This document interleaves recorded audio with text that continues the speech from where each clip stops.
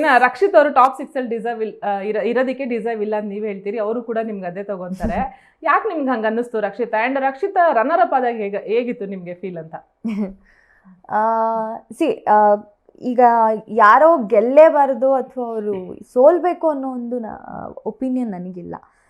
But ಯಾರು ಗೆದ್ದಿದ್ರೆ ಚೆನ್ನಾಗಿರೋದು ಅನ್ನೋ ಒಪಿನಿಯನ್ ಕೇಳಿದಾಗ ನಾವು ಹೇಳಲೇಬೇಕಾಗುತ್ತೆ. ಎಸ್ಪೆಷಲಿ ಬಿಗ್ ಬಾಸ್ ಶೋ ಅಲ್ಲಿ ಸುದೀಪ್ ಸರ್ ನನ್ನನ್ನು ಸ್ಟೇಜ್ ಮೇಲೂ ಕೇಳ್ತಾರೆ ಯಾರು ಡಿಸರ್ವಿಂಗ್ ಇಲ್ಲ ಅಲ್ಲಿರೋದಕ್ಕೆ ಅಂತ. ನಾನು ರಕ್ಷಿತನ ಹೆಸರೇ ಹೇಳ್ತೀನಿ. ಯಾಕಂತಂದರೆ ನನ್ನ ಒಪಿನಿಯನ್ ಅದು. ಈಗ ನಾನು ಅವಳ ಗೇಮ್ನ ಹೇಗೆ ನೋಡಿದ್ದೀನಿ, ನನಗೆ ಈ ಗೇಮ್ ನಾನು ಹೆಂಗೆ ಅರ್ಥ ಮಾಡ್ಕೊಂಡಿದ್ದೀನಿ, ಎರಡಕ್ಕೂ ಮ್ಯಾಚ್ ಆಗಲಿಲ್ಲ. ನಾನು ಅರ್ಥ ಮಾಡ್ಕೊಂಡಿದ್ದು okay it's a personality game.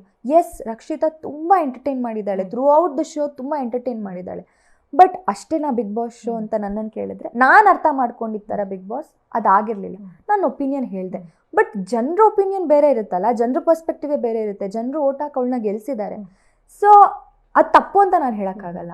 ನನ್ನ ಪರ್ಸ್ಪೆಕ್ಟಿವ್ ಅದಾಗಿತ್ತು, ಸೊ ಅದನ್ನು ಹೇಳಿದೆ ಅಷ್ಟೇ.